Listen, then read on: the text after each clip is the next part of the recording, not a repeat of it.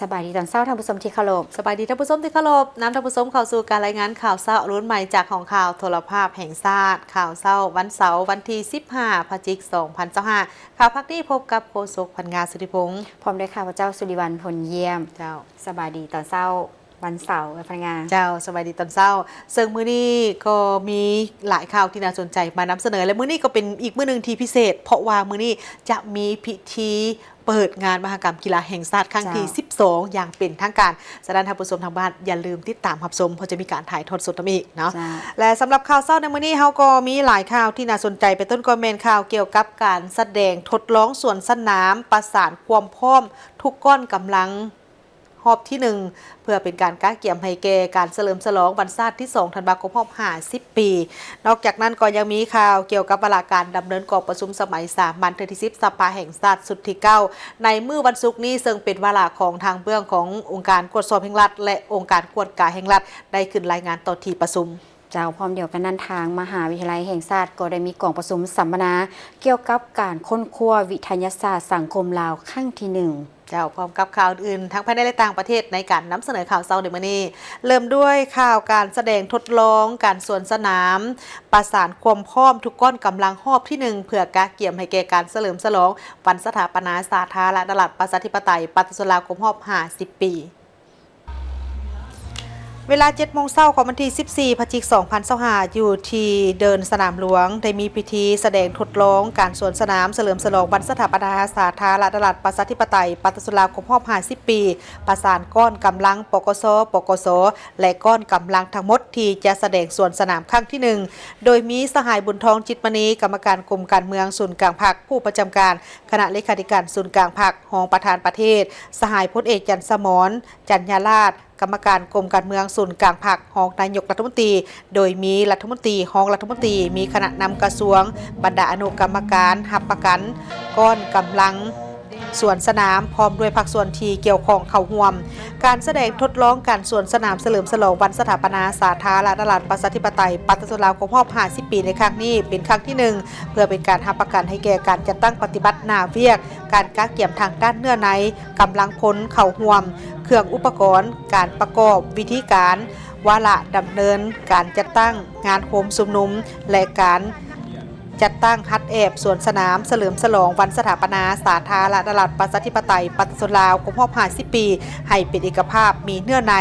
มีความหมายลึกซึ้งและสมเกียรติกรมใหญ่เสนาธิการกองทัพในน้ำคณะซี่น้ำก้อนกำลังสวนสนามก็ได้มีการประสานสมทบกับบรรดาองค์การกระทรวงป้องกันความสงบกรมกองกำลังหลวงกำลังท้องถิ่นและภาคส่วนต่างๆจัดตั้งการแสดงทดลองครั้งที่1เพื่อกวดกาถึงความพร้อมของทุกก้อนกำลังที่จะสวนสนามในมื้อวันที่2ธันวาซึ่งในนี้แม่นจะประกอบมีก้อนกำลังปกส.ปกส.รวมทั้งหมดแม่น25ก้อนกำลังสำหรับก้อนปกส.แม่นมี19ก้อนและก้อนปกส.แม่นมี6ก้อนกำลังและก้อนกำลังจากบรรดากระทรวงก็ได้เข้าร่วมจำนวนหลายก้อนกำลังการสวนสนามบรรดาก้อนกำลังจากทางภาคส่วนต่างๆในงานเฉลิมฉลองวันสถาปนาสาธารณรัฐประชาธิปไตยปฏิสลาคมรอบ50 ปีในครั้งนี้แม้นเพื่อเป็นการระลึกถึงวันสำคัญทางประวัติศาสตร์ของชาติเอกอ้างผลงานในการสร้างสรรค์และพัฒนาประเทศชาติตลอดระยะ50 ปีต่อแขกทางภายในและต่างประเทศทั้งเป็นการถือโอกาสดังกล่าวนี้ในการเต้าโฮมความสามัคคีปกป้องชาติของปฏิชนลาวบรรดาเผ่าในประเทศภายใต้การนำพาของพรรคปฏิชนปฏิวัติลาวให้เป็นปึกแผ่นสืบต่อในการปกปักรักษาและสร้างสรรค์พัฒนาประเทศชาติตามทิศซี่น้ำของพรรควางออกให้บรรลุตามยุทธประสงค์คาดหมายหลังจากการสำเร็จการแสดงแล้วบรรดาการนำก็ได้แสดงความสมเสยถึงบรรดาความอดทนความพยายามของทุกสหายที่พยายามปรับปรุงบอนที่ยังคงค้างพร้อมทางได้เน้นนักให้บรรดาคณะรับผิดชอบแต่ละก้อนกำลังสืบต่อในการเอาใจใส่หลายอย่างโดยเฉพาะก็แม่นจังหวะท่าทีต่างๆระยะห่างของแต่ละก้อนระดับของการยกแขนขาต้องสูงต่ำเสมอกันและเสียงเสพกับเสียงภาคต้องให้เข้ากันกำหนดยุทธแต่ละหน้าเวียกให้ละเอียดที่ชัดเจนเพื่อมีความเป็นเอกภาพและมีความจบงามพร้อมทั้งเป็นการทำประกันให้แก่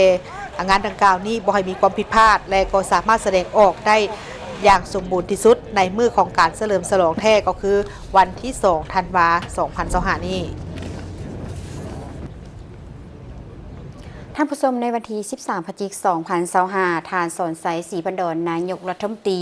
ได้ต้อนรับการเข้าเยี่ยมคำนับของทานโฮดึกฟึกรองนายกรัฐมนตรีแห่งสาธารณรัฐสังคมนิยมเวียดนามเนื่องในโอกาสเยี่ยมยามและเฮ็ดเวียกอยู่สาธารณรัฐประชาธิปไตยประชาชนลาวระหว่างวันที่ 12-13 พฤศจิกายน 2025ท่านสนไซศรีบันดรได้แสดงความยินดีต้อนรับอันอบอุ่นและตีราคาสูงต่อการเดินทางมาเยี่ยมยามเฮ็ดเวียกอยู่ลาวในครั้งนี้พร้อมทั้งสมเสยต่อผลสำเร็จกองประชุมพบปะ2ฝ่ายระหว่างทานห้องนายกรัฐมนตรีโฮดึกเฟิกและทานห้องนายกรัฐมนตรีเฉลิมไซกรมสิทธิ์ที่ได้ร่วมกันปรึกษาหารือในหลายโครงเขตเวียกงานซึ่งเป็นการประกอบส่วนอันสำคัญเข้าในการหัดแน่นการพัวพันร่วมมือระหว่าง2พรรค2รัฐลาวเวียดนามให้แน่นแฟ้นยิ่งขึ้นก็คือในใส่สุกยูบรรดาโครงการร่วมมือ2ฝ่ายให้มีความคืบหน้าและมีผลสำเร็จยิ่งขึ้นพร้อมทั้งเป็นการกักเกียมให้แก้การเดินทางมาเยี่ยมยามสาธารณรัฐประชาธิปไตยประชาชนลาวของทานโตเลิมเลขาธิการใหญ่คณะบริหารงานศูนย์กลางพรรคคอมมิวนิสต์เวียดนามเพื่อเข้าร่วมพิธีเฉลิมฉลองวันชาติแห่งสาธารณรัฐประชาธิปไตยประชาชนลาวครบรอบ50 ปีและเข้าร่วมการพบปะกรมการเมืองลาวเวียดนามก็คือการกักเกียมกองประชุมครั้งที่48ของคณะกรรมาธิการร่วมมือทวิภาคีระหว่าง2รัฐบาลลาวเวียดนามที่จะจัดขึ้นอยู่ลาวในท้ายปี 2025 2 ฝ่ายยังตีราคาการพัวพันร่วมมือระหว่าง 2 ประเทศในระยะผ่านมาก็คือแผนการร่วมมือในต่อหน้าซึ่งเห็นว่า2ฝ่ายสืบต่อมีการพัฒนาอย่างบ่หยุดยั้งในทุกโครงเขตโดยเฉพาะเป็นการร่วมมือทางด้านการเมืองการต่างประเทศเวียกงานป้องกันชาติป้องกันความสงบการจัดตั้งปฏิบัติบรรดาโครงการร่วมมือ2ฝ่ายได้สำเร็จหลายโครงการพิเศษแม่น2ฝ่ายได้สำเร็จการเปิดท่าเทียบเรือเลข3ของท่าเรือหุงอางที่เป็นเหตุการณ์สำคัญและมีความหมายทางด้านประวัติศาสตร์ของการพัวพันร่วมมือของ2ประเทศในโอกาสนี้ทานโฮดึกเฟิกก็ได้แสดงความขอบใจอย่างจริงใจต่อการต้อนรับอันอบอุ่นและได้แจ้งให้ทราบเกี่ยวกับผลการพบปะ2ฝ่ายกับทานห้องนายกรัฐมนตรีเฉลิมไซกรมสิทธิ์พร้อมทั้งได้แสดงความหมายมั่นว่าจะสืบต่อเฮ็ดเวียกร่วมกับฝ่ายลาวอย่างใกล้ชิดเพื่อสุขอยู่การจัดตั้งปฏิบัติบรรดาข้อตกลงที่การนำ2ประเทศได้ตกลงเห็นดีร่วมกันก็คือบรรดาโครงการร่วมมือยุทธศาสตร์ต่างๆให้มีประสิทธิภาพประสิทธิผลและเป็นรูปธรรมยิ่งขึ้นเพื่อนำเอาผลประโยชน์ตัวจริงมาสู่ประชาชน2ชาติลาวเวียดนามในการดำเนินกองประชุมสภาในมื้อวันที่ 14 พฤศจิกายน 2025นี้ภายใต้การเป็นประธานของท่านสมมาตร ผลเสนารองประธานสภาแห่งชาติโดยที่ประชุมนั้นแม่นได้สมใส่การพิจารณาเวียกงานขององค์การกวดการแห่งรัฐและองค์การกวดสอบแห่งรัฐท่านคำพันธ์ภูมิทัศน์ประธานองค์การกวดการแห่งรัฐได้รายงานเกี่ยวกับการจัดตั้งปฏิบัติแผนการเคลื่อนไหวเวียกงาน 5 ปี 2021 ถึง 2025 ประจำปี 2025 และแผนเคลื่อนไหวเวียกงาน 5 ปี 2026 ถึง 2030 ประจำปี 2026 ขององค์การกวดการแห่งรัฐบทรายงานผลของการกวดการตามผลของการกวดสอบในปี 2023 ขององค์การกวดการแห่งรัฐซึ่งท่านได้รายงานให้เห็นถึงผลสำเร็จที่พ้นเด่นเป็นต้นกอแมนได้สำเร็จการปรับปรุงกฎหมายและพันขยายเป็นนิติกรรมเวียกงานสกัดกั้นและต้านการเสาลัดบังหลวงได้ดำเนินการสืบสวนสอบสวน 17 เป้าหมายผลเสียหายทั้งหมด600 กว่าตื้อกีบสามารถเก็บกู้ได้คืน60 กว่าตื้อกีบกวดการโครงการลงทุนของรัฐที่ยังค้างตามผลของการกวดสอบ156โครงการมูลค่า 4,000 กว่าตื้อกีบกวดเห็นมูลค่าที่ต้องหักลบหน้าเวียกบ่ปฏิบัติมูลค่าลุดสภาหับห้องจำนวน600 กว่าตื้อกีบกวดกาเก้าหัวหน่วยธุรกิจที่กู้ยืมจากกระทรวงอุตสาหกรรมและการค้าเพื่อเก็บซื้อข้าวคังแฮไว้แทรกแซงราคาข้าวและดัดสมตลาดอยู่4แขวงคือแขวงอุดมไซนครหลวงมิจันทร์คำมวนและสารวันมูลค่าข้างสำระต้นทุนและดอกเบี้ยจำนวน80 กว่าตื้อกีบกวดกาการขุดค้นและส่งออกแร่ธาตุแบบทดลองจำนวน93บริษัทยังมี2บริษัทที่บ่มอบพันธะครบถ้วน3 ล้านกว่าดอลลาร์สหรัฐกวดกาโครงการลงทุนของรัฐมูลค่า10ตื้อกีบขึ้นไปและมูลค่า10ตื้อกีบลงมากวดสำเร็จ 4,000 กว่าโครงการกวดเห็นมูลค่าต้องหักลบจากมูลค่าโครงการจำนวนเกือบ 4,000 ตื้อกีบกวดเห็นพันธะค่าทรัพยากรธรรมชาติอยู่แขวงบริคำไซที่ยังข้างมอบจำนวน22ตื้อกีบแผนเคลื่อนไหวปี 2026 สืบต่อบรรดาเวียกงานที่ก กำลังดำเนินและเวียกงานที่ยังข้างคือ 1. สืบต่อกวดก้าโครงการลงทุนของรัฐอยู่นครหลวงเวียงจันทร์จำนวน38โครงการและสำหรับโครงการที่บ่ทันได้กวดก้าในจำนวนหนึ่งในสำหรับโครงการที่บ่ทันได้กวดก้า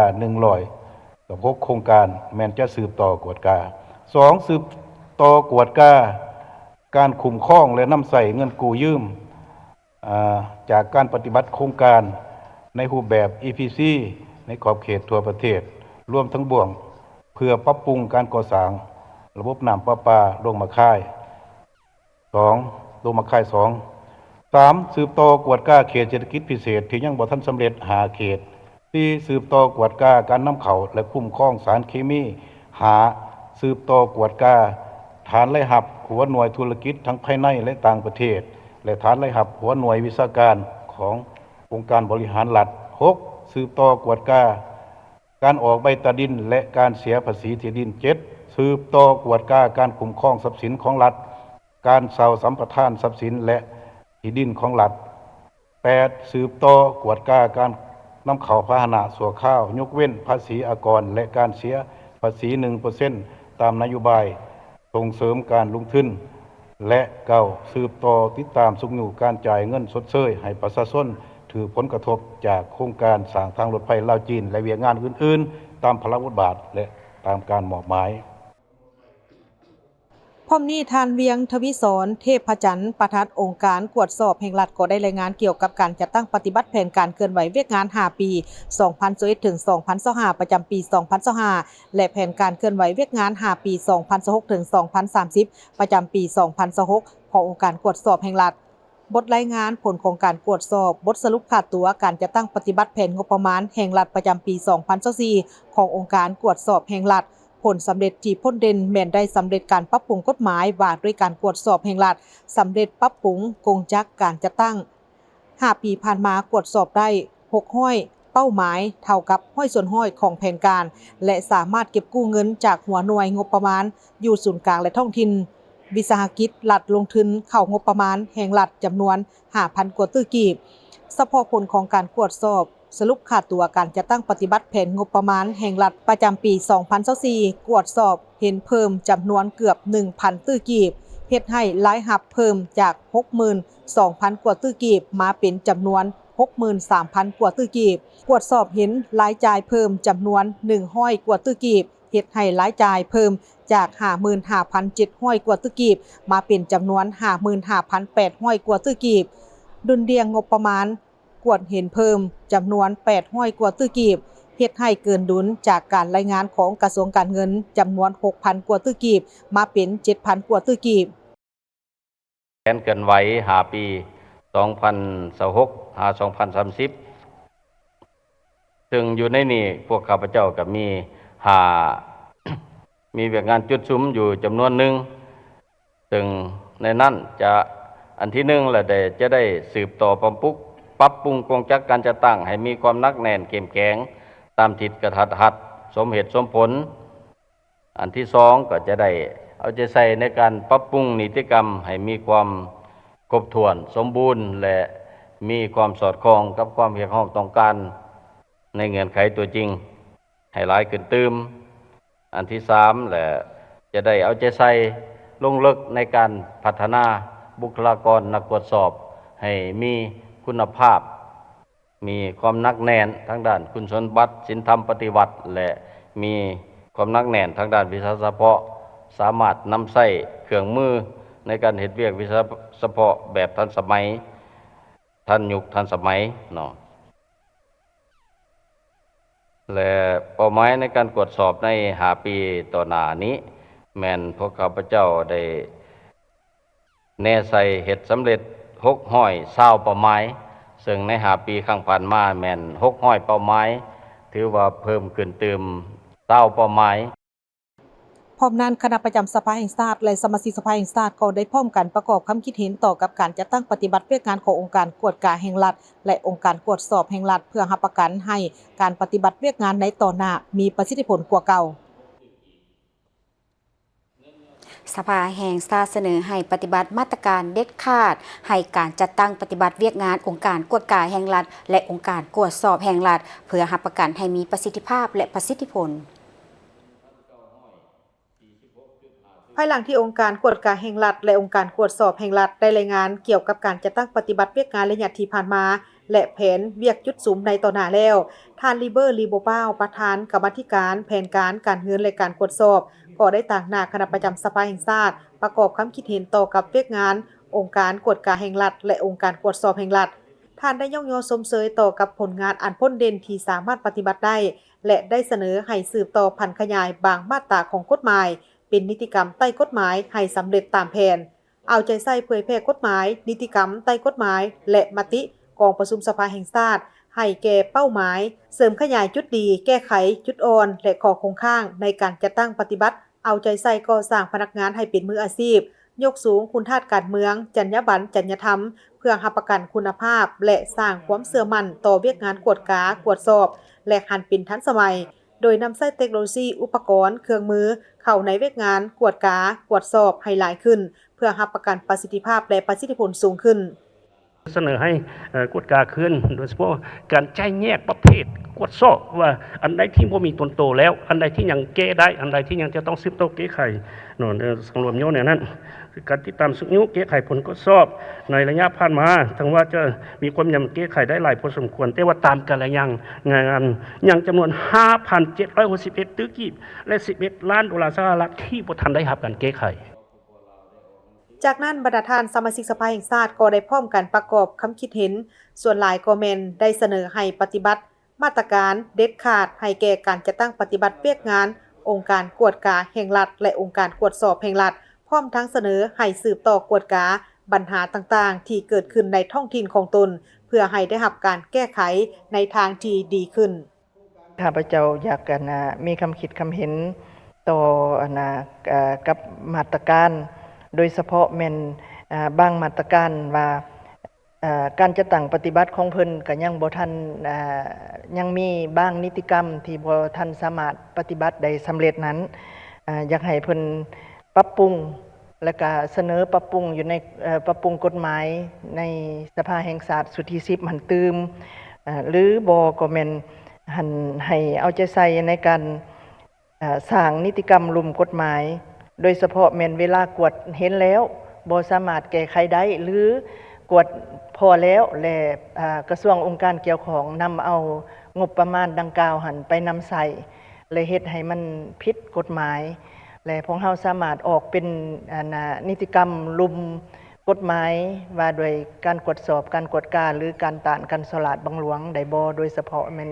เฮ็ดเป็นดำรัสข้อตกลงของรัฐบาลหรือขององค์การเฮ็ดให้สามารถเก็บกู้เงินคืนหรือว่ามีวินัยสำหรับผู้ที่นำไปใส่จ่ายที่แม่นองค์กรบ่หรือว่าภาคส่วนต่างๆในความเป็นจริงแท้เพิ่นก็มีเนาะมาตรการต่อกระทรวงต่อองค์การต่างๆหั้นแต่วินัยที่จะปฏิบัติหั้นมันยังบ่ทันครบถ้วนเพียงพอเท่าที่ควรด้านทิศทางขาดไม้สู่ส้นและเวียกจุดซุ้มที่ทั้ง2องค์การได้วางไว้มันได้จะตั้งปฏิบัติสำเร็จเป็นส่วนใหญ่ดังบทรายงานที่ทั้ง2องค์การได้รายงานไปแล้วแต่อันที่ยังค้างคาก็แม่นปัญหาของการแก้ไขผลการกวดสอบกวดกาที่ยังเฮ็ดได้น้อยข้าพเจ้าอยากเสนอเติมว่าเพื่อแก้ไขผลการกวดสอบที่ยังค้างคาหันในแต่ละปีเสนอให้คณะประจำสภาแห่งชาติเอาหัวข้อการติดตามกวดกาผลการติดตามกวดกาการแก้ไขผลการกวดสอบเป็นหัวข้อหนึ่งเพื่อลงติดตามกวดกาในแต่ละปีของคณะประจำสภาแห่งชาติและพร้อมกันนั้นก็อยากให้ปฏิบัติเข้มงวดตามกฎหมายต่อกับเป้าหมายที่ถูกกวดสอบเหมือนขันศูนย์กลางขันท้องถิ่นให้เข่งขัดตามการเสนอของคณะประจำสภาแห่งชาติก็คือรายฐานสมาชิกสภาแห่งชาติแต่มีคำเห็นไปแล้ว นอกจากนี้ก็ยังมีหลายข้อคิดเห็นที่เสนอให้ทั้ง2องค์การเพิ่มความเอาใจใส่เพิ่มความรับผิดชอบปฏิบัติอย่างเข้มงวดทั่วถึงจะแจ้งโปร่งใสเพื่อสกัดกั้นปรากฏการณ์ย่อท่อต่างๆและสร้างความเป็นธรรมในสังคมท่านรองประธานสภาแห่งชาติได้แถลงข่าวผลสำเร็จการพิจารณาบทรายงานของรัฐบาลเกี่ยวกับการจัดตั้งปฏิบัติวาระแห่งชาติว่าด้วยการแก้ไขปัญหายาเสพติดระยะแต่ปี 2021 ถึง 2025 วันที่ 14 พฤศจิกายน 2025 ท่านสุวรรณ เลืองบุญมีรองประธานสภาแห่งชาติได้แถลงข่าวบทรายงานของรัฐบาลเกี่ยวกับการจัดตั้งปฏิบัติวาระแห่งชาติว่าด้วยการแก้ไขปัญหายาเสพติดระยะ 5 ปี 2021 ถึง 2025 ว่า6 แผนเวียกจุดสุมของวาระแห่งชาติที่ได้กำหนดไว้แม้นได้รับการจัดตั้งปฏิบัติอย่างต่อเนื่องและมีผลสำเร็จในระดับที่ดีพอสมควรอันที่พ้นเด่นก็แม้นได้เฮ็ดให้ประชาชนบรรดาเผ่าในทั่วประเทศมีสติสูงต่อกับการเคารพกฎหมายเพิ่มความรู้ต่อกับผลร้ายของยาเสพติดและประกอบส่วนเข้าในการแก้ไขปัญหายาเสพติดอย่างกว้างขวางกฎหมายและบรรดานิติกรรมได้รับใช้การเคลื่อนไหวเวียกงานได้รับการสร้างและปรับปรุงอย่างเป็นระบบคณะพรรคคณะนำองค์การปกครองแต่ละขั้นและทุกภาคส่วนทั้งอยู่ศูนย์กลางและท้องถิ่นได้เพิ่มความรับผิดชอบของตนสูงขึ้นบรรดาประเทศเพื่อนมิตรได้มีการสนับสนุนและช่วยเหลือผู้ติดยาเสพติดผู้ถูกเคราะห์ร้ายจำนวนหลายแม้นได้รับการนำไปบำบัดปิ่นปัวกลับคืนเป็นพลเมืองที่ดีของสังคมเจ้าหน้าที่สามารถแก้ไขคดียาเสพติดได้ถึง 21,003 เรื่องจับผู้ถูกหาได้ 31,200 กว่าคนหญิง 3,200 กว่าคนในนั้นคนต่างประเทศ938 คนหญิง85 คนยึดวัตถุเครื่องของกลางคดีเป็นยาเสพติดประเภทต่างๆวัตถุอุปกรณ์และพาหนะได้จำนวนหลายได้ทำลายแหล่งปลูกแหล่งผลิตแหล่งสุกเสื่องยาเสพติดและควบคุมสกัดกั้นการสมไส้พืชที่เป็นสารเสพติดเช่นใบกระท่อมสารระเหยเสพติดปุ่มเป้าอัดแก๊สยาสูบไฟฟ้าสารเสพติดชนิดใหม่เช่นคอลลาเจนผสมสิ่งเสพติดสิ่งที่สำคัญแม้นสามารถแก้ไขนอแหนงความบ่สงบความบ่เป็นระเบียบเรียบร้อยในสังคมแต่ถึงอย่างใดก็ตามเคียงคู่ผลสำเร็จที่กล่าวมาข้างเทิงนั้นยังเห็นว่ามีด้านอ่อนคงข้างเป็นต้นคณะพรรคองค์การปกครองหลายบอนยังบ่ทันกำแน่นมติคำสั่งของกรมการเมืองศูนย์กลางพรรคก็คือเนื้อในจิตใจสำคัญที่เป็นพื้นฐานของวาระแห่งชาติจึงเฮ็ดให้การนำพาซี่นำการจัดตั้งปฏิบัติบ่ทันตั้งหน้ายังถือเป็นเวียกงานปกติและผลสำเร็จบ่ทันสูงการเข้าร่วมของมหาชนยังบ่ทันกว้างขวางเท่าที่ควรการสร้างความเข้มแข็งให้แก่สถาบันครอบครัวชุมชนในการต้านยาเสพติดโดยเฉพาะในกลุ่มหญิงหนุ่มชายหนุ่มยังบ่ทันแข็งแรงการสร้างบ้านโรงเรียนสถาบันที่ปลอดยาเสพติดยังบ่ทันบรรลุตามคาดหมายกฎหมายและนิติกรรมใต้กฎหมายถึงจะได้รับการปรับปรุงหลายสมควรแต่การโฆษณาเผยแพร่บ่ทันกว้างขวางการประกอบวัตถุอุปกรณ์พาหนะเทคนิคงบประมาณรับใช้วาระแห่งชาติยังพบความยุ่งยากศูนย์บำบัดปิ่นปัวบ่ทันได้มาตรฐานการแก้ไขเป้าหมายยังเฮ็ดบ่ทันได้ดีแก้ไขได้แต่เป้าหมายขนส่งเป้าหมายซื้อขายรายย่อยรายกลางส่วนเป้าหมายรายใหญ่หัวโปรโตการแม่นยังได้น้อยการดำเนินคดียังซักซ่าเกี่ยวกับทิศทางในตัวหน้าสมาชิกสภาแห่งชาติเห็นดีตามทิศทางแผนการเวียกจุดสุมในท้ายปี 2025 และแผนงานแต่ปี 2026 ถึงปี 2030ทิศทางในต่อหน้าสมาชิกสภาแห่งชาติเห็นดีตามทิศทางแผนการเวียกงานจุดสุมในท้ายปี 2025 และแผนงานแต่ปี 2026 ถึง 2030 ในการสืบต่อแก้ไขปัญหายาเสพติดของรัฐบาล แต่สมาชิกสภาแห่งชาติเสนอรัฐบาลค้นคว้าตืมและเอาใจใส่จัดตั้งปฏิบัติบางเวียกงานสืบต่อเขตเวียกงานในการโฆษณาศึกษาอบรมสร้างความรับรู้ความเข้าใจต่อกับผลให้ของยาเสพติดและเผยแพร่ระเบียบกฎหมายสร้างสติเคารพและปฏิบัติกฎหมายให้ทั่วสังคมอย่างแข็งแรงด้วยหลายรูปการวิธีการโดยเน้นใส่การจัดตั้งรากฐานบ้านสำนักงานองค์การกรมกองโรงเรียนหัวหน่วยธุรกิจและสถาบันครอบครัวเป็นเจ้าการดำเนินการแก้ไขอย่างจริงจังสร้างและปรับปรุงนิติกรรมใต้กฎหมายเกี่ยวพันถึงการสกัดกั้นปราบปรามยาเสพติดให้ครบถ้วนรัดกุมโดยเฉพาะแม่นนิติกรรมว่าด้วยการปฏิบัติคำตัดสินของศาลที่ใช้ได้อย่างเด็ดขาดให้มีความเข้มงวดเด็ดขาดแท้เพื่อบ่ให้เป็นช่องว่างซึ่งจะเป็นผลกระทบถึงความศักดิ์สิทธิ์ของกฎหมายการปรับปรุงกงจักการจัดตั้งของเจ้าหน้าที่แก้ไขปัญหายาเสพติดขั้นเมืองขั้นตาแสงและขั้นบ้านให้มีความหนักแน่นเข้มแข็งปรับปรุงยกระดับเจ้าหน้าที่สืบสวนสอบสวนอัยการศาลให้ดำเนินคดีได้อย่างว่องไวและถูกต้องตามกฎหมายปฏิบัติอย่างเข้มงวดตาม3หลักการเด็ดขาดโปร่งใสและหันเป็นมืออาชีพของเจ้าหน้าที่ในการแก้ไขปัญหายาเสพติดให้มีประสิทธิภาพประสิทธิผลสูงโปร่งใสและเปิดเผยต่อสังคมสืบต่อแก้ไขปัญหาความแออัดของสถานที่คุ้มขังศูนย์บำบัดปีนปัวประกอบวัตถุอุปกรณ์ยาปีนปัวที่จำเป็นจัดตั้งฝึกอบรมวิชาชีพประกอบเวียกเหตุงานทำให้แก่นักโทษผู้ที่ถูกหาให้ได้มีการออกแห่งงานสร้างรายรับยกสูงชีวิตการเป็นอยู่และได้รับการปิ่นปัวในเวลาที่เจ็บเป็นเพิ่มทวีการพัวพันร่วมมือสากลและภาคพื้นในการแก้ไขยาเสพติดโดยเฉพาะก็เป็นบรรดาประเทศที่มีสายแดนติดจอดกับสาธารณรัฐประชาธิปไตยปฏิรูปลาวหรือประเทศคู่เจรจาคู่ร่วมมือตามกลไกที่มีอย่างแข็งแรงและเป็นเจ้าการ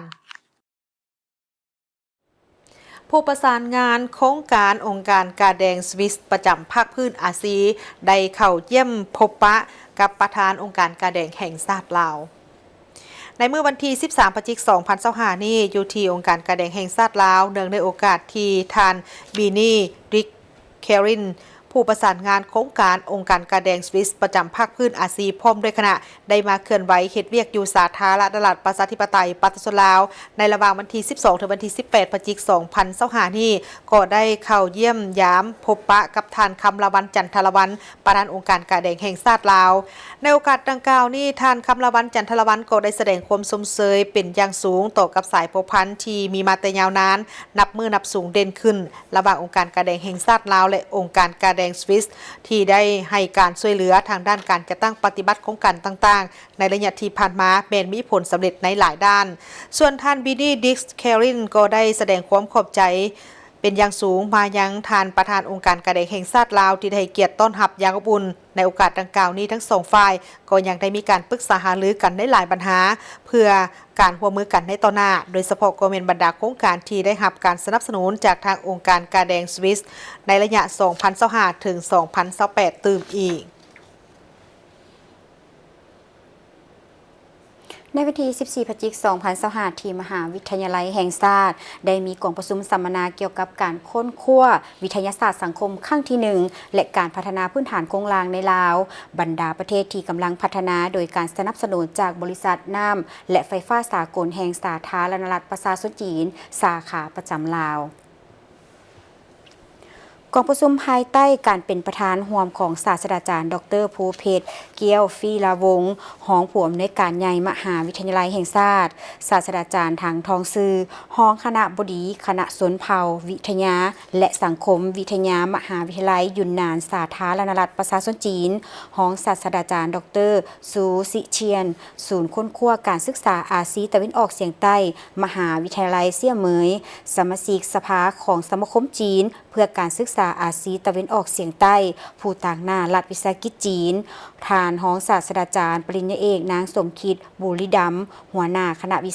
คณะวิทยาศาสตร์สังคมมหาวิทยาลัยแห่งชาติซึ่งมีผู้เข้าร่วมที่มาจากสาธารณรัฐประชาชนจีนอังกฤษต่างหน้าจากบรรดากระทรวงและแขนงการที่เกี่ยวข้องของภาครัฐและเอกชน กองประชุมสัมมนาสากลครั้งนี้แมนมีจุดประสงค์เพื่อส่งเสริมการพัฒนาการศึกษาภาคพื้นในลาวแลกเปลี่ยนความรู้ระหว่างผู้วางนโยบายผู้เชี่ยวชาญด้านอุตสาหกรรมและนักวิชาการและส่งเสริมการร่วมมือทั่วโลกจากลาวไปสู่โลกกว้างการพัฒนาพื้นฐานโครงสร้างได้มีบทบาทสำคัญในการหันเปลี่ยนชนบทและภาคพื้นนี้พื้นฐานโครงสร้างที่ได้รับการปรับปรุงได้สุกอยู่การเติบโตทางด้านเศรษฐกิจและเปลี่ยนรูปแบบผสมการดำรงชีวิตในบรรดากลุ่มคนหลากหลายในลาวและภาคใต้ของโลกพื้นฐานโครงสร้างถูกพิจารณาว่าเป็นข้อต่อเพื่อเสริมขยายความยืดหยุ่นทางเศรษฐกิจและอำนวยความสะดวกในการหันเปลี่ยนภาคพื้นที่ยืนยงการร่วมมือระหว่างลาวจีนและคู่ร่วมงานอื่นๆในภาคใต้ของโลกได้กลายเป็นพื้นฐานของการเชื่อมโยงการพัฒนาในยุคโลกาภิวัตน์ได้มีการตรวจสอบอย่างลึกซึ้งเกี่ยวกับการเกี่ยวกับผลกระทบของพื้นฐานโครงสร้างในลาวและผลสะท้อนที่กว้างขวางต่อภาคใต้ของโลกสามารถประกอบส่วนเข้าในการลดพรความทุกข์ยากในภาคพื้นการเชื่อมต่อพื้นฐานโครงสร้างและการสร้างขอบการพัฒนาที่มีความร่วมศูนย์และยืนยงหลายขึ้นเวทีปรึกษาหารือวิทยาศาสตร์สังคมลาวแม่นเพื่อส่งเสริมการศึกษาภาคพื้นและการพัฒนาทั่วโลกพร้อมทั้งเสริมสร้างการแลกเปลี่ยนทางวิชาการระหว่างลาวจีนบรรดาประเทศอาเซียนและชุมชนนักวิชาการสากลที่กว้างขวางโดยความมุ่งมั่นที่จะสนองเวทีระดับสูงอย่างต่อเนื่องสำหรับการสนทนาข้ามชาติและสาขาวิชาประกอบส่วนเข้าในการค้นคว้าพัฒนาและการแลกเปลี่ยนการค้นคว้าสากลและความเข้าใจเกี่ยวกับการร่วมมือในอนาคตศิษย์เก่าของเฮียนเหลียวโต้ทั่วโลกได้ร่วมกันพบปะประจำปี 2025 ในงานลาตีพบปะเพื่อนมิตรเพื่อพร้อมทั้งร่วมกันในการเฉลิมฉลองวันสร้างตั้งโรงเรียนครบรอบ 88 ปี งานลาตีพบปะเพื่อนมิตรซึ่งได้จัดขึ้นในตอนค่ำของวันที่ 12 พฤศจิกายน ปี 2025 อยู่นครหลวงวิจันทร์โดยการเข้าร่วมของศิษย์เก่าโรงเรียนเหลียวโต้ทั้งภายในและต่างประเทศหลายกว่า300 คนในงานครั้งนี้ได้มีการประกอบส่วนมอบเงินจำนวนทั้งหมด2 ล้านบาทเพื่อประกอบส่วนเข้าในโครงการก่อสร้างหอสมุดแห่งใหม่ของโรงเรียนเหลียวโต้ทั้งเป็นการหัดแหน่งความสามัคคีการแลกเปลี่ยนบทเรียนและการประกอบส่วนเข้าในการพัฒนาการศึกษาของโรงเรียนเหลียวโต้พร้อมทั้งร่วมเฉลิมฉลองวันสร้างตั้งโรงเรียนครบรอบ 88 ปีชาวจีนทุกคนและในนามศิษย์เก่าเหลียวโตอยู่ประเทศลาวมีความภาคภูมิใจหลายที่ได้จัดงานมื้อนี้เกิดขึ้นมาเพื่อให้มีการพบปะสังสรรค์ศิษย์เก่าเหลียวโตทั่วโลกที่ได้เข้ามาเยี่ยมยามพวกเขามื้อนี้เป็นความภาคภูมิใจที่สุดของพวกเขาต้องเก็บความทรงจำนี้ไว้ตลอดไปและข้าพเจ้าขออวยพรให้ทุกคนมีสุขภาพแข็งแรงมีความตั้งใจที่ดีต่อกันแบบนี้ตลอดไปศิษย์เก่าที่ได้เรียนภาษาจีนมาเนาะก็ขอบคุณแผ่นดินที่ว่าเฮาได้ฮู้จักภาษาจีนแล้วเฮาก็ฮู้จักบุญคุณของประเทศชาติบุญคุณของครูบาอาจารย์ที่ว่าเว้าภาษาจีนได้คล่องแคล่วผู้นึงเนาะ13 ปีที่เรียนอยู่ชงเต็กแต่ว่ามันก็มีความเยื่อใยกับเหลียวตูก็มีเพื่อนมีสหายหลายคนเนาะก็ได้ประสานสร้างน้องรุ่นใหม่ขึ้นมางานมื้อนี้มันครบรอบ88 ปีแต่ปีนี้เป็นพิเศษอีกเป็นปีที่ว่า50 ปีเฮาประเทศชาติปลดปล่อยเนาะแล้วก็วันเฉลิมฉลองวันศาสตร์2 ธันวาคมใกล้สิมาถึงนี่แล้วก็ที่ว่าศิษย์เก่าเหลียวตู่น่ะที่ว่าบ่เคยมาเมืองลาวจักเทื่อจากหลาย10ประเทศเนาะได้ตุ้มซุ่มกันแล้วก็ร่วมจิตร่วมใจกันมาร่วมนี่เข้ามาเนี่ยเห็นประเทศลาวนี่เจริญส่ำนี้เหรอวะน่ะแล้วเขาก็น้ำตาซึมเนาะที่ว่าความรักชาติแพงเสือเขาก็ยังบ่ทิ้งได้ติดตามพ่อแม่มาอยู่เมืองลาวโดยพ่อแม่มาลงทุนเปิดโรงงานเฟอร์นิเจอร์เขาเองจึงได้เรียนหนังสืออยู่โรงเรียนเหลียวตู้เป็นเวลา9 ปีได้จบมัธยมในปี 1971จากนั้นก็ได้ไปเรียนต่อแล้วก็มีความรู้จึงขอบใจโรงเรียนเฮาที่ว่าให้ความรู้ที่ดีกับเฮาจึงสามารถประกอบธุรกิจสร้างเนื้อสร้างตัวปัจจุบันค่อยได้เกษียณแล้วจึงมีเวลาและก็มีใจที่อยากจะซอยสังคมงานพบปะศิษย์เก่าโรงเรียนเหลียวโตทั่วโลกประจำปี 2025 ได้จัดขึ้นทุกๆ 2 ปีซึ่งปีนี้แม่นศิษย์เก่าประเทศลาวได้รับเกียรติเป็นเจ้าภาพจัดงาน หลังจากปี 2023 ได้จัดขึ้นที่ประเทศฝรั่งตลอด3มื้อของงานพบปะได้มีบรรดากิจกรรมที่หลากหลายและมีความหมายความสำคัญเช่นกองประชุมใหญ่ประธานสมาคมศิษย์เก่าเหลียวโตจากแต่ละประเทศได้จัดกองประชุมใหญ่เพื่อสรุปเรียกงานและวางแผนการเคลื่อนไหวในต่อหน้าในกองประชุมใหญ่ครั้งนี้บรรดาประธานศิษย์เก่าเหลียวโตได้เห็นดีเป็นเอกภาพกันแต่งตั้งให้ทานนางแสงฟ้าทินนกรเป็นประธานศิษย์เก่าเหลียวโตทั่วโลกคนใหม่สำหรับวาระปี 2025 หา 2027ไปทางสถานการณ์ทางท้องถิ่นได้มีกองประชุมครบคณะบริหารงานภาคแขวงไซยบุรีครั้งที่ 2 สมัยที่ 8นายกองประชุมสหายเพลงนิรันดร์คำพันธ์เพลงเลขาพักแขวงไซยบุรีกล่าวเปิดกองประชุมครบคณะบริหารงานพักแขวงไซยบุรีครั้งที่ 2 สมัยที่ 8อย่างเป็นทางการบางตอนจะให้ได้กล่าวว่ากองประชุมครั้งนี้จะได้พร้อมกันซุ่มใส่คนครัวเป็นเอกภาพกันบางเนื้อในที่สำคัญคือรับฟังการผ่านมติของคณะเลขาธิการศูนย์กลางพรรคมาโดยการรับรองเอาคณะบริหารงานพรรคแขวงไซยบุรีสมัยที่ 8 ฉบับเลขที่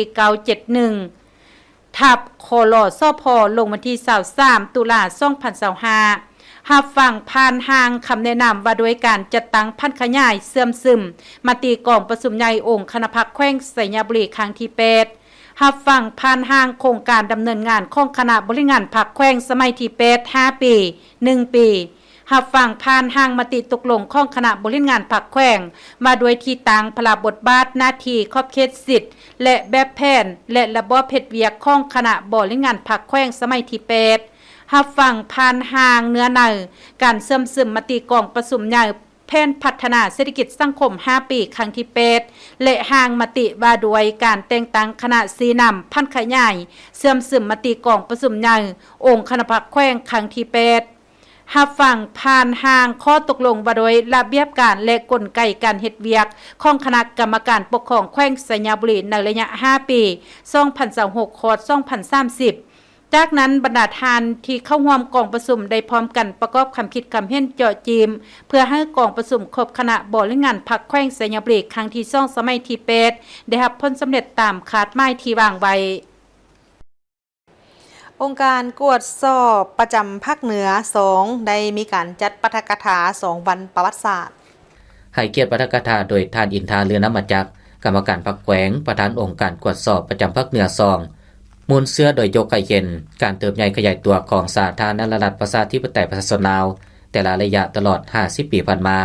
บาดกล่าวการต่อสู้กู้ชาติมากผลของการปฏิวัติการสิ้นน้ำพาของพรรคประชาชนปฏิวัติลาวสามารถเฮ็ดให้ประเทศชาติได้รับการพัฒนาอย่างบ่หยุดยั้งติดพันกับการต่อสู้กู้ชาติประธานไก่สอนพรหมวิหารเป็นบุคคลหนึ่งที่สำคัญในการสิ้นน้ำพาการต่อสู้ต้านพวกจักรพรรดิผู้หกหานเป็นผู้นำที่สละสองใส่ในการปลุกระดมนำพาประชาชนต่อสู้ในทุกด้านจนได้รับชัยชนะและสถาปนาสาธารณรัฐประชาธิปไตยประชาชนลาวในวันที่ 2 ธันวาคม ปี 1975 นับแต่นั้นมาประธานไก่สอนพรหมวิหารเป็นบุคคลหนึ่งที่ได้นำพาภารกิจเปลี่ยนแปลงใหม่เพื่อสร้างชาติและพัฒนาประเทศชาติและเป็นนักการเมืองที่สละสองใส่หัวหน้าแผนกกสิกรรมและสิ่งแวดล้อมแขวงหลวงพระบางได้ลงสีนำเวียกงานอยู่แผนกกสิกรรมและสิ่งแวดล้อมแขวงณพิธีท่านสายพรจันทุมมาได้รายงานการจัดตั้งปฏิบัติหน้าที่เวียกงานในระยะ10 เดือนของปี 2025 ที่ผ่านมาให้รู้ว่าตลอดระยะ10 เดือนผ่านมาพวกเขาได้ซุ่มเซาปรับปรุงโฮมกงจักการจัดตั้งขั้นของตนเคียงคู่กับการจัดตั้งปฏิบัติพันขยายแผนพัฒนาเวียกงานกสิกรรมและสิ่งแวดล้อมประจำปี 2025 ติดพันกับตลาดแห่งชาติว่าด้วยการแก้ไขความยุ่งยากทางด้านเศรษฐกิจการเงินด้วยการนำภาษีนำคะแนนการโครงการห้องการกสิกรรมและสิ่งแวดล้อมในการผลิตข้าวนาแซงนาปีและข้าวไฮผ่านการปฏิบัติตัวจริงมีเนื้อที่ปลูกข้าวทั้งหมด 41.8 เฮกตาร์คาดคะเนผลผลิต 119.996 ตันพร้อมนั้นได้สุกยูส่งเสริมประชาชนปลูกไม้ให้มากทั้งหมด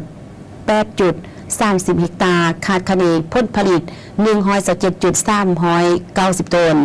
อันพเดนได้สมทบการแผนกกสิกรรมและพัฒนาชนบทแขวงดินเบียนสาธารณรัฐสังคมนิยมเวียดนามลงติดตามและบริบัติรักษาส่วนทดลองปลูกมากกาดิเมียอยู่3จุดคือเมืองพลทอง2จุดเนื้อที่ 3.11 เฮกตาร์จำนวน800ต้นและเมืองเวียงคำ1จุดเนื้อที่ 2.8 เฮกตาร์จำนวน700ต้นตอนท้ายทานปริญญาเอกบุญเลือดสิ้นสายวละวงได้มีคำเห็นซี่นำลายปัญหาที่เป็นพื้นฐานและเน้นหนักให้บรรดาคณะพักคณะแผนกกสิกรรมและสิ่งแวดล้อมแปลงเพิ่มระมีความสามัคคีเป็นปึกแผ่นเมื่อเฮาโฮมเข้ากันก็ให้คิดว่าพวกเฮาแมนพ่อแม่เดียวกันลบล้างแนวคิดแยกผักแยกพวกยึดมั่นหลักการรวมสู้ประชาธิปไตยเฮ็ดเวียกเป็นหมู่คณะบุคคลรับผิดชอบติดตามสุขโยแผนเวียกพัฒนาเศรษฐกิจพัฒนาชนบทคณะแต่ละทานต้องกำให้ใดเวียกงานรวมเวียกงานหลักของแผนกให้ใดมันลงติดตามและการสิทธิแทนกับประชาชนเพื่อสุขอยู่ส่งเสริมเข้าเจ้าในการผลิตกสิกรรมเป็นต้นแมนปลูกฝังเลี้ยงสัตว์ให้ได้รับผลดีพิธีมอบรับใบยั่งยืนหน่วยผักปลอดสารเข้มแข็งนักแน่นของทางหน่วยผักแผนการลงทุนของเมืองขัวแขวงพงศาลีในพิธีสหายตุยเมกกีเลขาหน่วยผักได้ขึ้นผ่านบทสรุปโดยย่อการก่อสร้างหน่วยผักปลอดสารเข้มแข็งนักแน่นประจำปี 2024และแผนก่อสร้างหน่วยผักปลอดสารเข้มแข็งนักแน่นประจำปี 2025ซึ่งสหายได้ยกให้เห็นผลงานด้านต่างหน้าในการชี้นำนำพาการก่อสร้างหน่วยผักปลอดสารเข้มแข็งนักแดนจุดอ่อนข้อคงคางและบางบทเรียนที่ถอดถอนได้ในระยะผ่านมาสมาชิกพรรคแต่ละสหายมีความบุกเบิกห้าวหันมีความรับผิดชอบต่อหน้าที่การเมืองที่พรรครัฐมอบหมายสมาชิกพรรคแต่ละสหายมีแนวคิดทัศนะลักมันการเมืองนักแดนเสื่อมันต่อการนำพาของพรรคมีระเบียบวินัยมีน้ำใจเสียสละและมีความจงรักภักดีต่อประวัติศาสตร์เป็นเกียรติขึ้นมอบโดยสหายวงเดือนภูมิธรรมกรรมการประจำพรรคเมืองห้องประธานคณะกรรมการปกครองเมืองผู้ชี้นำเศรษฐกิจ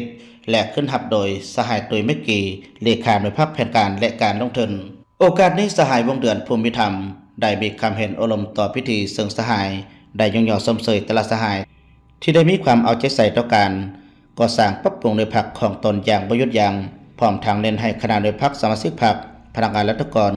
กำไดแนวทางแผนนโยบายของพรรคมาติคำสั่งทฤษฎีมาร์กเลนินและแนวคิดประธานไกรสอนพรหมวิหารมีคุณสมบัติศีลธรรมปฏิวัติมีความเป็นเอกภาพต่อแนวทางเปลี่ยนแปลงใหม่ของพรรค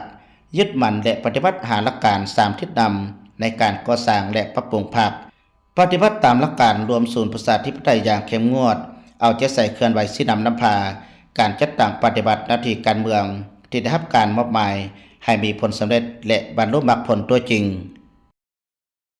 ไปต่อที่พิธีเปิดการก่อสร้างเส้นทางเทเบตงเส้นที่3หอม11บ้านทงนามีเมืองปากกระดิ่งแขวงบริคำไซ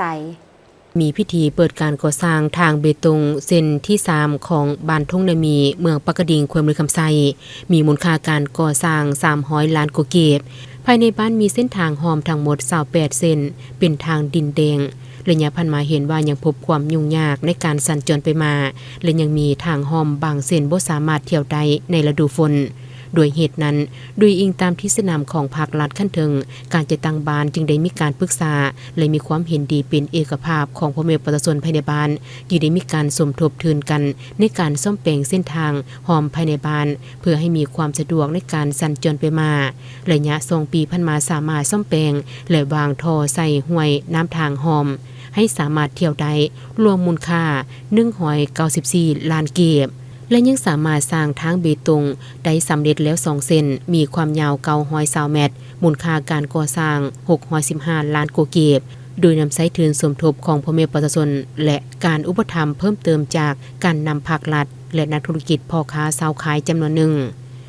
แขวงขมวนได้เปิดฤดูกาลผลิตฤดูแล้งประจำปีพร้อมทั้งเฉลิมฉลองวันชลประทานแห่งชาติพร้อมทั้งวันซักยาการพยาธิสัตว์แห่งชาติอยู่ที่บ้านยมราชใต้ของเมืองยมราชแขวงขมวนฐานเดชศักดาบณีคำหัวหน้าแผนกกสิกรรมและสิ่งแวดล้อมแขวงขมวนได้รายงานประวัติความเป็นมาของวันเปิดขบวนการผลิตฤดูแล้งว่าในปีนี้ทั่วแขวงขมวนมีแผนปลูกข้าวนาปี 263 เฮกตาร์ปฏิบัติได้ตัวจริง 87,557 เฮกตาร์เวียกงานชลประทานศกปี 2025ทั่วแขวงมีโครงการชลประทานทั้งหมด241โครงการในนั้นสามารถนำใส่ได้200แห่งหับประกันการสนองน้ำให้แก่การผลิตได้ทั้งหมด 19,500 หา 24,000 เฮกตาร์สำหรับการปรับปรุงดินในปัจจุบันที่ชาวเกษตรกรหันมาใส่ใจหลายขึ้นโดยการใส่ฝุ่นบ่มจากพืชฝุ่นคอกฝุ่นเขียวสิวะองคธาตุและอื่นๆล้วนแต่เป็นการปรับปรุงบำรุงดินการไถกบต่อเฟืองก็แม่นวิธีการหนึ่งที่ดีต่อการปรับปรุงดินโดยชาวเกษตรกรบ่ได้ไปหาเศษพืชมาบ่มเพียงแต่ไถกบต่อเฟืองที่มีในทุ่งนาภายหลังเก็บเกี่ยวเข้าแล้วก็สามารถไถได้กบต่อเฟืองลงในดินปล่อยให้ย่อยสลายเองกลายเป็นการบ่มฝุ่นทางธรรมชาติส่งผลสร้างสมรรถภาพของนาข้าวในปีต่อไปสำหรับเวียกงานการเลี้ยงสัตว์ก็เป็นแขนงเวียกงานสำคัญหนึ่งในการสนองอาหารแก่สังคมเพียงพอไปเคียงคู่กับการบวรบัตรรักษาสุขภาพของสัตว์ลดพรพยาธิที่เกิดขึ้นกับสัตว์ในทั่วแขวงสมเทียบใส่เมื่อก่อนตัวเลขของสัตว์เลี้ยงได้มีการขยายตัวเพิ่มขึ้นสัตว์เลี้ยงได้รับการซักยากันพยาธิเพิ่มขึ้นในแต่ละปีเฮ็ดให้การตายของสัตว์เลี้ยงลดลงเทื่อละก้าวในตอนท้ายท่านวันไสพองสวรรค์เจ้าแขวงขมวนได้มีคำเห็นโดยท่านได้เรียกร้องมายังภาคส่วนเกี่ยวข้องและชาวเกษตรกรจงพร้อมกันเอาใจใส่จัดตั้งปฏิบัติคุ้มครองเป็นต้นบรรดาโครงการชลประทานที่มีแล้วให้นำใช้ได้ยาวนานบ่ป้าปล่อยเนื้อที่ว่างในเขตชลประทานสนองน้ำไปถึงพร้อมกันปกปักรักษาบ้านเมืองเปรียบเหมือนของตนจึงจะสามารถนำใช้ได้ยาวนานพร้อมเดียวกันนั้นท่านยังได้เรียกร้องทุกภาคส่วนในสังคมเมื่อครบรอบวันที่3พฤศจิกายนวันที่11พฤศจิกายนและวันที่5ธันวาคมของทุกๆปีจงได้ร่วมแรงร่วมใจกันสร้างขบวนการใน3วันดังกล่าวให้ฟดฟื้นเป็นขบวนการกว้างขวาง